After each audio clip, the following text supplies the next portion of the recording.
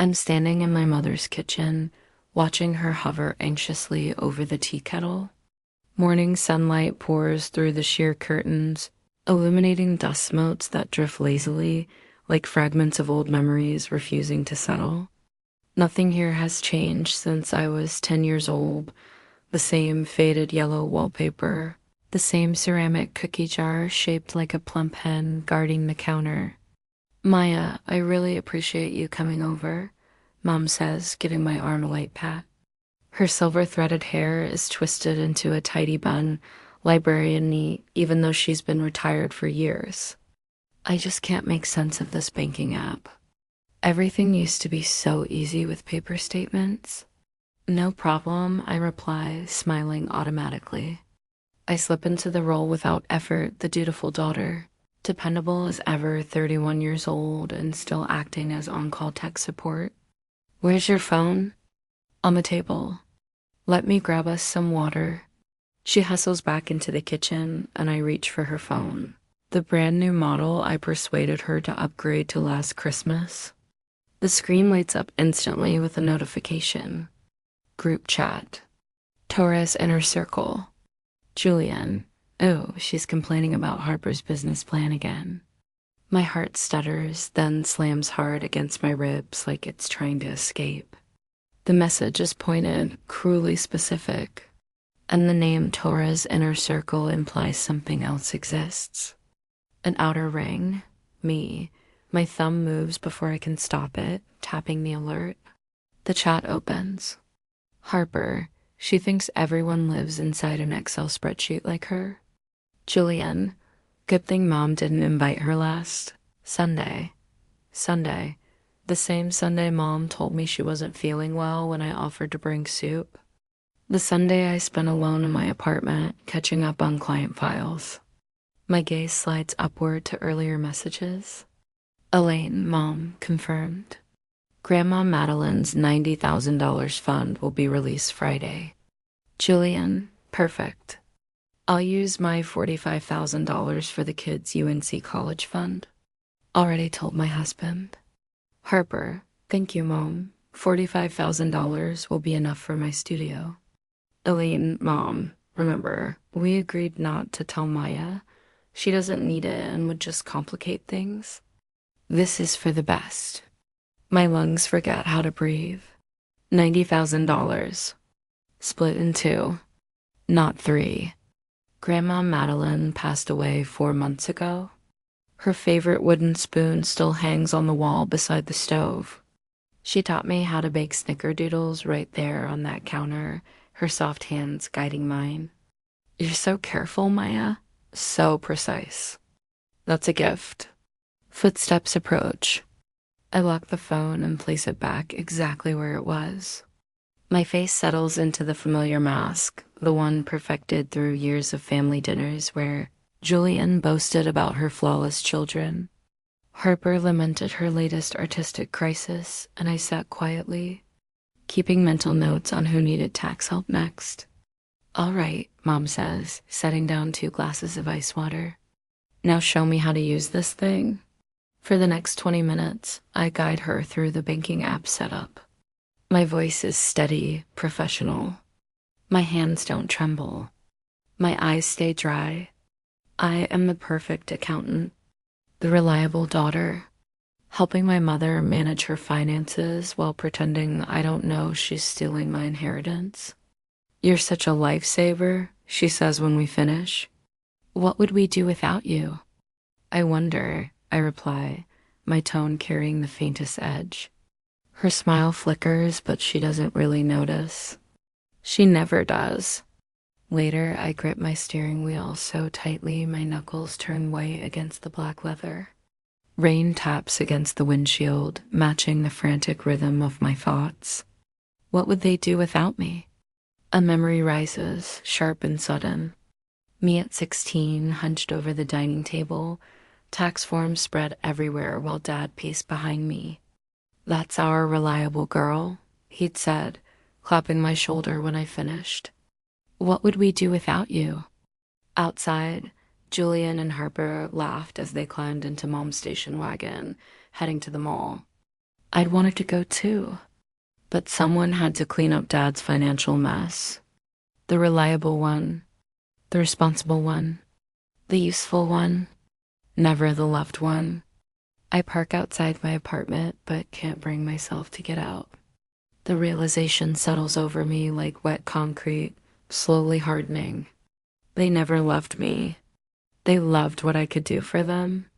I think of the nights spent untangling Harper's chaotic business records, the hours explaining college savings plans to Julian, the weekends installing software on Dad's computer while he watched golf.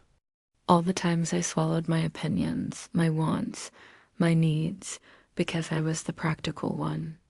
The one who didn't require emotional support or inclusion because I had a sensible career, a sensible apartment, a sensible life.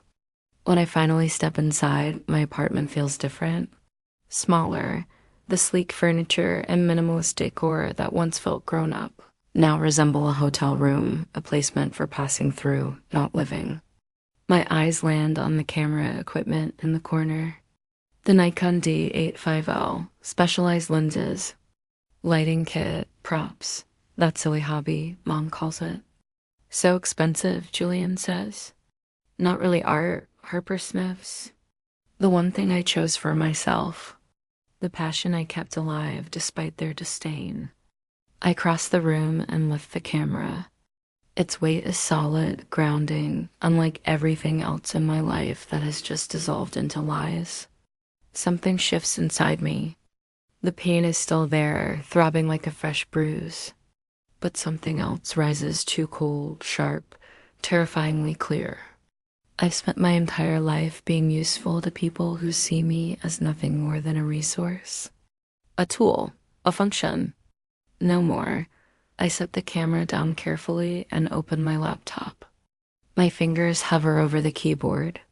Instinct urges me to fix this, to organize it, to make it neat and reasonable. Instead, I open a new document and type 3 words, the inner circle.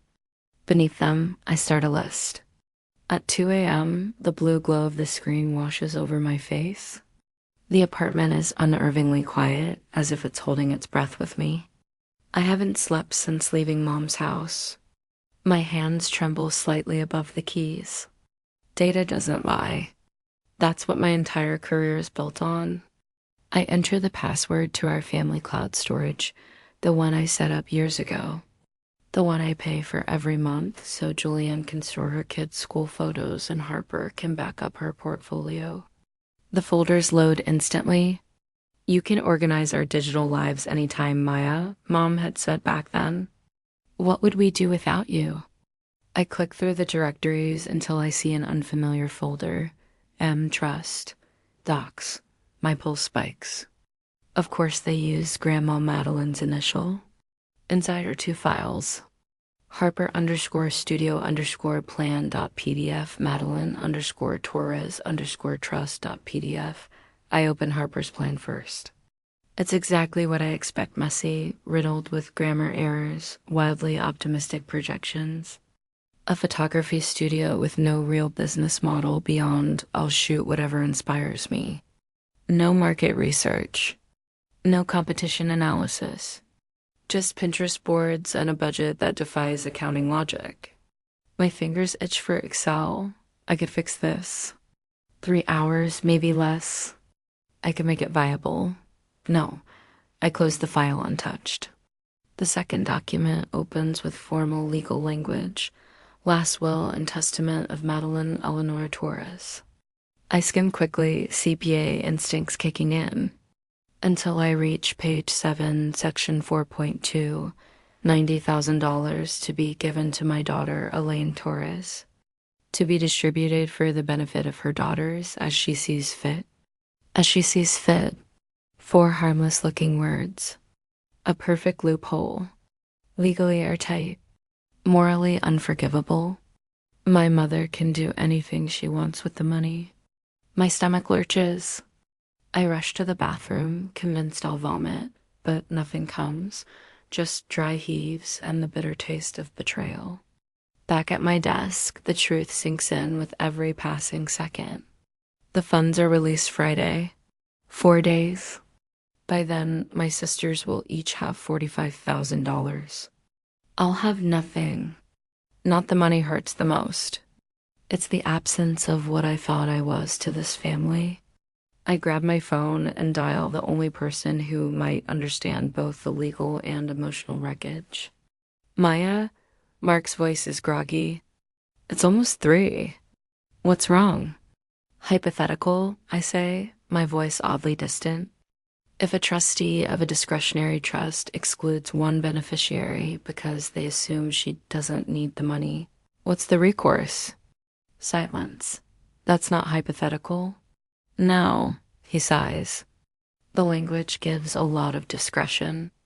But if there's proof of bad faith or prejudice, Maya, you need a lawyer today. After promising to call his attorney friend, I hang up. Then I draft an email to Mom, carefully worded, polite. Hi, Mom, for my personal financial planning. Could you please send me a copy of Grandma Madeline's trust documents? Thanks. Her reply arrives minutes later. Oh, honey, it's all very complicated. Let's not worry about boring paperwork. We'll talk at Sunday dinner. Sunday, 2 days after the disbursement. I reread her message. Boring paperwork. The stall. The dismissal. My phone buzzes again. A text from Julian. Maya, why are you bothering Mom with legal stuff this late? You know she gets confused by financial jargon. The defense lines up instantly. I don't respond. I screenshot everything, the folder, the trust, the emails, the texts, and save them to a new folder on my personal drive. Evidence. For the first time, the pattern is unmistakable. Julian, the golden child. Harper, the fragile baby. Mom, the enabler hiding behind what's best. And me, the function. Not a daughter. A tool. Morning light seeps through the blinds. I haven't slept, but my mind is razor sharp. I lift my camera again. Through the lens, my apartment looks different. Not temporary. Not a waiting room. Mine. I set the camera down and call the attorney Mark recommended. This is Maya Torres, I say. I need to discuss a trust dispute. My voice doesn't shake. For the first time, I'm not fixing someone else's mess. Later that morning, my phone lights up with Julian's name. I let it ring 3 full times before answering. A small act of rebellion. Hello? I keep my voice carefully neutral. Maya, thank God. Julian's tone drips with manufactured concern. Mom's really upset. You're making her feel interrogated. What is this about the trust? You know, you're always so intense about money. We're just worried about you. Heat blooms in my chest, the familiar burn of being misunderstood, misrepresented, managed. Classic Julian, bending reality until I start doubting my own memory. Gaslighting wrapped in sisterly care. The old Maya would have apologized. The old Maya would have rushed to smooth things over, terrified of tension. I inhale slowly. Julian, I'm requesting a financial document. That's not intense. It's standard practice. Please have Mom send it. Silence crackles on the line. I can picture her eyes widening, lips parting slightly. She expected me to fold, to collapse like a cheap lawn chair. Well, this isn't, she stumbles, then snaps. Whatever, Maya. The line goes dead. I set my phone down, surprised at how steady my hands are. A strange calm settles over me, like the quiet after a storm finally passes. That evening, I type a message into the family group chat, the public one, not the inner circle. Family dinner tomorrow at 6? I have some important financial news to discuss. I know exactly what I'm doing. They can't resist those words. Important financial news. In their world, that usually means something they can extract from me. The next day arrives wrapped in unseasonable heat, heavy and suffocating.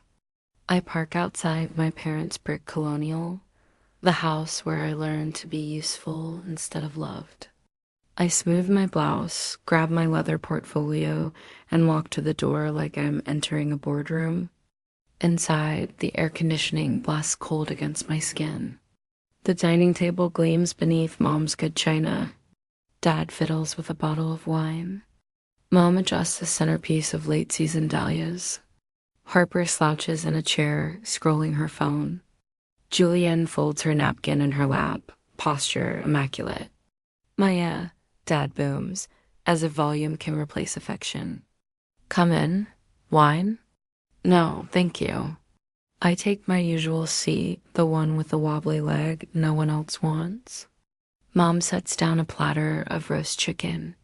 So, she says brightly, what's this financial news? Dinner crawls forward with painful small talk. Dad drones on about golf. Julienne praises her son's soccer tournament. Harper mentions a gallery showing interest in her work. I push food around my plate, letting the tension stretch until it's unbearable. I set my fork down. The soft clink against bone china sounds impossibly loud. I know about the inner circle. Silence. Absolute. Even the house seems to freeze. And I know what you're planning to do with Grandma Madeline's $90,000. Mom's hand flies to her throat. Dad's jaw hardens. Harper stares at her plate. Julienne recovers first, her voice smooth and reasonable. Look, Maya, you're successful. You have a great career. She leans forward, her diamond bracelet flashing. Do you know how expensive tuition at UNC is? My kids need college. Harper needs a start. This is about real need. Don't be selfish.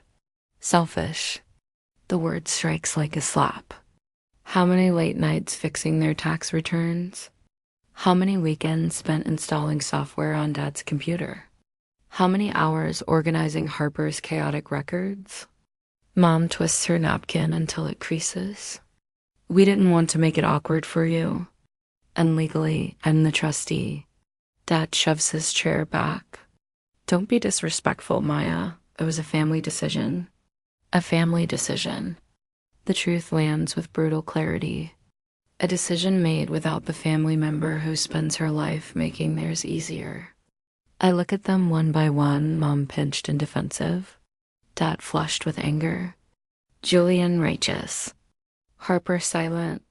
A family decision, I repeat quietly. I see. I stand. I don't yell. I don't cry. The calm that settles over me is powerful, unfamiliar. Thank you for clarifying. Maya, don't be dramatic, Julienne starts, but I'm already moving. At the doorway, I turn back. Their frozen mid-meal silverware suspended, faces caught between anger and uncertainty. Enjoy your dinner? The door closes behind me with a soft click that feels more final than a slam.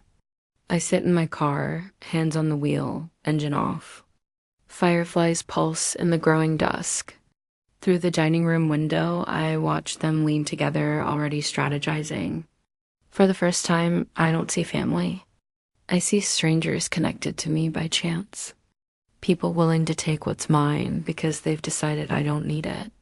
At home, I open my laptop and create a new document.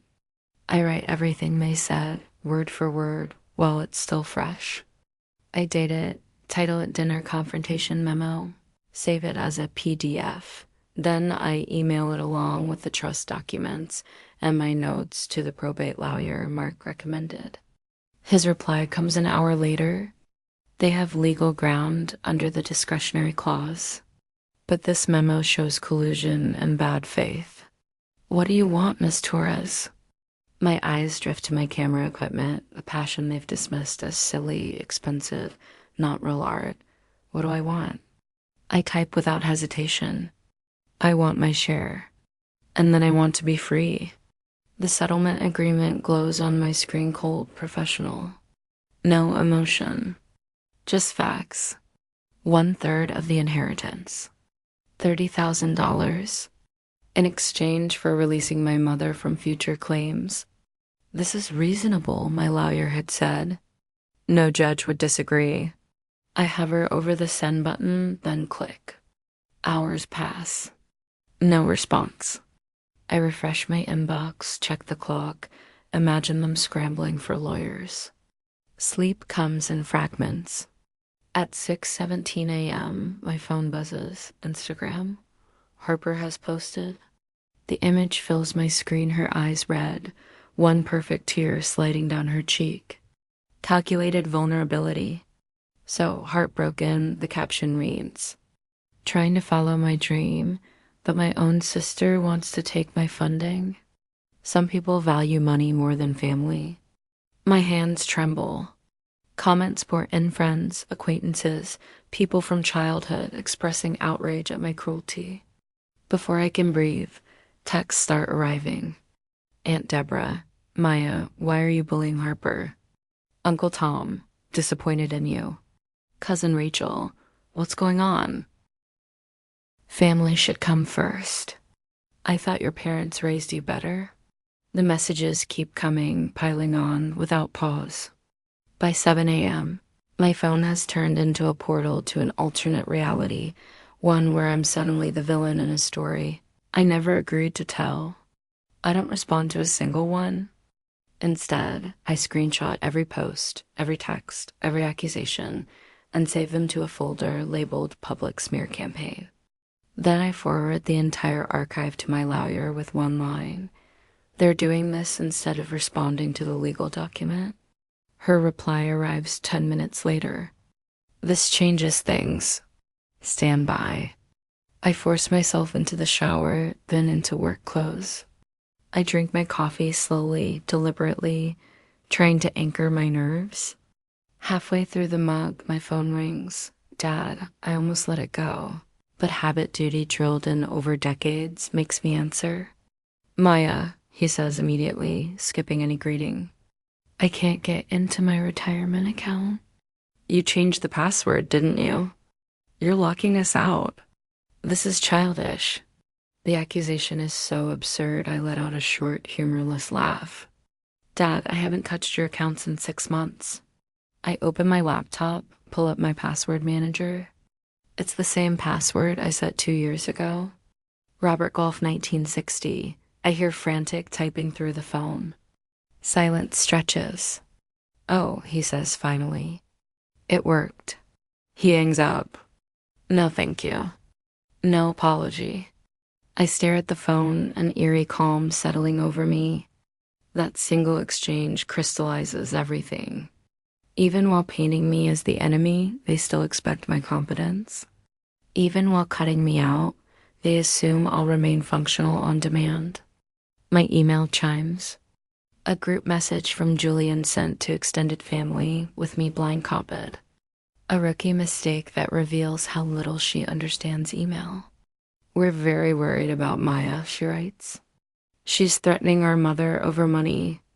She's not herself. I forward that too. By now, the pain has dulled. I'm observing their panic with the detached curiosity of an accountant watching a client unravel their own books. They're exposing something telling. They assume I'll weaponize my usefulness against them because that's exactly what they would do. 20 minutes later, my lawyer calls.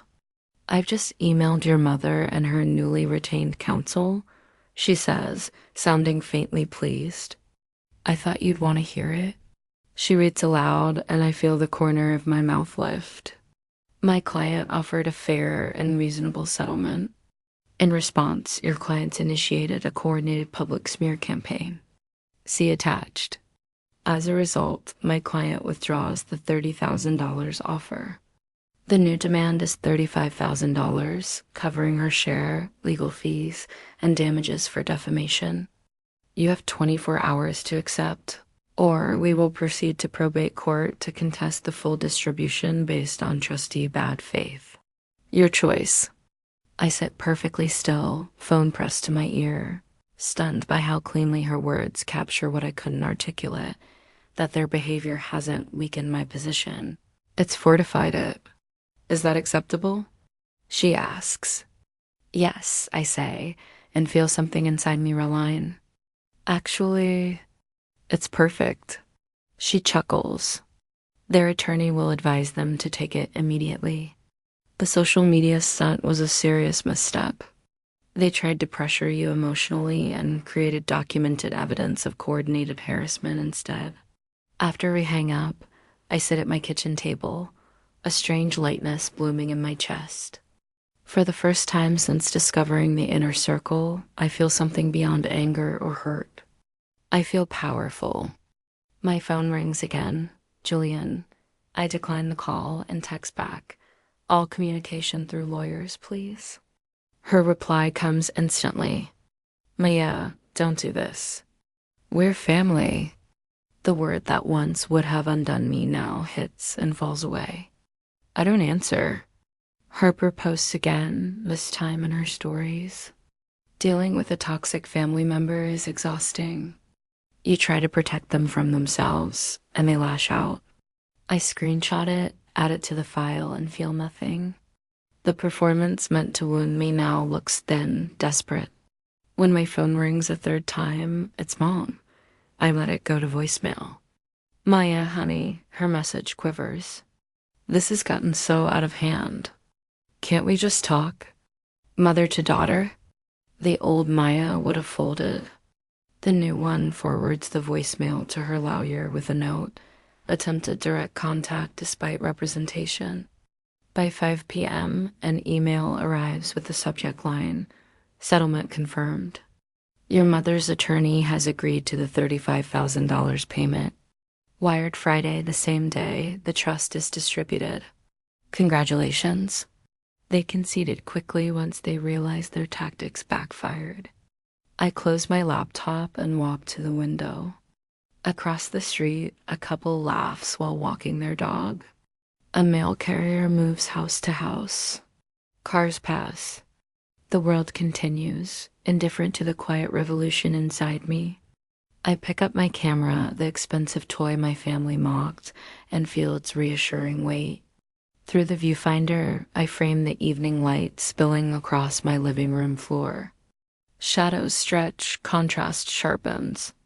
Light and dark, tension and balance.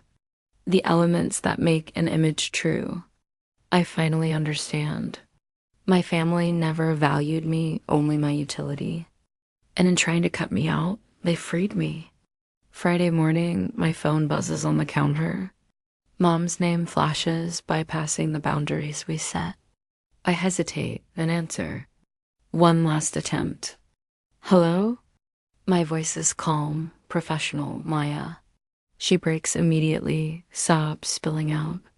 Please, you're tearing this family apart. Over money. Is this really what you want? I say nothing at first, letting the silence stretch between us. Your grandmother would be so ashamed of you, Mom continues, her voice smoothing into that familiar practiced calm. Madeline always taught us that family comes first, always, and here you are with lawyers and demands and threats. I watch a cardinal land on my windowsill, its red feathers vivid against the pale morning light. Grandma Madeline loved cardinals, called them little messengers. The timing feels almost absurd. Just let it go, Maya, Mom presses. Please, be the bigger person. That's what you've always done. That's who you are. There it is. The sentence that ruled my life. Be the bigger person. Translation, swallow your needs, ignore the injustice, preserve the peace at your own expense. The ultimate test. My throat tightens, but not with guilt. Not with obligation. Something else rises instead, cool and steady, like clear spring water. Mom, I say quietly, you tore this family apart. You did it in secret, in the inner circle. I'm just sending the bill for my exit. That's not fair, she snaps, then recovers. This isn't something for you and me anymore. Please talk to my lawyer. Don't you dare hang up on me, she adds sharply, the sweetness gone. After everything we've done for you, I press the red button. End call. My hands should be shaking. My heart should be racing. I've never hung up on my mother in 31 years. Instead, I feel nothing but peace. Like setting down a suitcase I've been carrying my entire life. The cardinal takes flight. I return to my coffee and take a sip. It's gone cold. I drink it anyway. 20 minutes later, my phone rings again, this time my lawyer. Miss Torres, they've accepted the terms.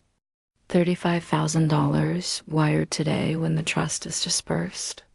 They're requesting a full release of claims. That's what we offered, I say. Yes, she replies, faintly surprised. Your mother's attorney convinced them this was the least damaging option. Shall we proceed? Yes, I'll prepare the paperwork immediately. 3 hours pass. I go to work. I file tax extensions. I eat lunch with Mark, who asks if I'm okay. I'm fine, I tell him, and for once it's true. That afternoon, my phone chimes. A banking alert. I open it. Deposit $35,000. Wire transfer. The money that was almost quietly divided without me now sits in my account. Not just the $30,000 I was owed, but $5,000 more for trying to publicly smear my name. I stare at the number. $35,000. Enough to launch Harper's studio. Enough for a significant portion of Julian's kids' college funds. And for me, freedom. I open my laptop and begin to type. To Elaine, Robert, Julian. Harper subject, formal disengagement of pro bono services. This email confirms receipt of the $35,000 settlement regarding the Madeline. Taurus Trust, effective immediately. I am formally disengaging as your pro bono accountant and technical advisor. I pause, choosing my words with care. This isn't revenge. This is boundaries. This is charging the real cost of free labor given for decades. Robert, your retirement account login is Robert Golf 1960. Please contact Vanguard for all future support. Julian, FAFSA applications are due March 1st. I recommend contacting your financial aid office directly. Harper, your quarterly estimated tax payments, Form 1040-ES, are due January 15th. Please note that the $45,000 capital injection is taxable income unless structured as a formal loan. I strongly advise retaining a licensed CPA. Failure to file may result in penalties and interest. Please remove me from all shared data plans and accounts within 48 hours. My finger hovers over the send button. I reread the message. Cold, professional, devastating in its helpfulness. The consequences of losing their free resource are laid out with perfect clarity. I click send. Within minutes, my phone erupts texts from all of them. Calls from Dad, then Julian, then Harper. I silence each one. Turn off notifications. I don't need to hear their panic, or their anger, or their sudden realization of what they've lost. I walk to the window and look out over the city below. People hurry along their Friday afternoon, unaware that my life has just been split cleanly into before and after. Behind me, muted and furious, my family is discovering what it means to no longer have access to Maya Torres, CPA. They're learning what happens when the resource walks away. And for the first time in my life, that is not my responsibility. Their finances, their passwords, their tax disasters, their confusion about forms, deadlines, penalties. For the first time, I actually feel the full weight of it. Everything I carried so effortlessly for them. The hours spent undoing Robert's investment mistakes. The weekends sacrificed to sorting Harper's chaotic receipts into something resembling order. The endless patient explanations to Julianne about college savings plans while she scrolled on her phone, nodding without listening. Every moment I swallowed my own needs because I was the practical one, the reliable one, the one who supposedly didn't need emotional support or inclusion because I had a sensible career, a sensible apartment, a sensible life. I reach for my camera on its shelf. The weight settles perfectly into my hands. I adjust the aperture, focus on the city stretching beyond my window. Click. The sound is clean. Final. This moment. This is the real inheritance Grandma Madeline left me. Not money, but freedom, permission, the right to finally put myself first, to step out of the shadow of usefulness and into the light of my own life. I turn from the window and open my laptop, searching commercial rents in downtown Raleigh. Photography studios, business licenses, website domains, $35,000. The seed money they said I didn't need. The inheritance they tried to erase. Now it will become the foundation of something that belongs entirely to me. My phone buzzes again. Elaine calling. I decline without hesitation. The inner circle is now a closed loop, spinning without its axis. Without me. And for the first time, I am exactly where I'm meant to be. Free. Sunlight pours through floor-to-ceiling windows, scattering gold across polished hardwood floors. I adjust the aperture on my camera, framing the shot of my photography studio in downtown Raleigh. 1 year after the family implosion, here I stand owner of Maya Torres Photography. The $35,000 they claimed I didn't need now surrounds me in professional lighting, sleek equipment, and a space that hums with possibility. Funny how money works when it fuels your dreams instead of someone else's expectations. This calls for a toast, Mark announces, appearing beside me with 2 champagne flutes. His ties loosened, remnants of the accounting firm life I left behind. To new beginnings, I say, taking the glass. And to this space, he whistles, scanning the room. Light years better than that soul-sucking cubicle at Pritchard & Sons. He studies the reception area, the carefully curated portfolios. But seriously, Maya, are you sure you can handle the books? Entrepreneurship is a whole different game. A year ago, that question would have rattled me. Now I laugh a real laugh. I think I've got it covered. I tap my laptop, home to meticulously organized spreadsheets. Turns out accounting works even better when I benefit from it. Mark clinks his glass against mine. 2 skills. Perfectly applied. I walk him past a wall display of my latest corporate headshots. CEOs and executives who once intimidated me now pay premium rates for my eye, my perspective. The irony isn't lost on me. They value what my family dismissed as a silly hobby. Did I tell you? Mark says at the door. I saw your feature in Raleigh today. 40 under 40. Pride warms my chest. The recognition didn't come for tax mastery or financial wizardry, but for building a creative business from nothing. For choosing authenticity. Thanks for believing in me, I say. Even when I didn't. After he leaves, I notice Amber, my assistant, frowning at her phone. She's 24, talented, and carries the same hunger I once had. Everything okay? I ask. She sighs. My dad, another lecture about getting a real job with benefits, says I'm wasting my time with artsy stuff. She air quotes the words. Something deep inside me resonates. I set my camera down and face her. Amber, listen to me. Your value isn't based on what you do for them. It's who you are. I gesture to her portfolio images rich with emotion and light. Go build your life. You have my full support. Her eyes widen slightly, absorbing words I wish someone had given me years ago. Later that night, jazz hums softly as I edit client photos in my apartment. My phone buzzes. One name freezes my fingers above the keyboard. Mom, hi honey. It's been a year. I miss you. Can we talk? A year ago, this would have shattered me. Now, there's calm. The wound hasn't vanished, but it's healed. I type, delete, and retip until I land on the truth. I'm glad you reached out. I've forgiven you for my own peace. But I'm not reopening that door. I wish you well. I silenced the phone and returned to my work. On my screen, a young entrepreneur stands confidently in front of her new storefront. I adjust the lighting, adding warmth, sharpening clarity. For the first time in my life, I feel completely at peace.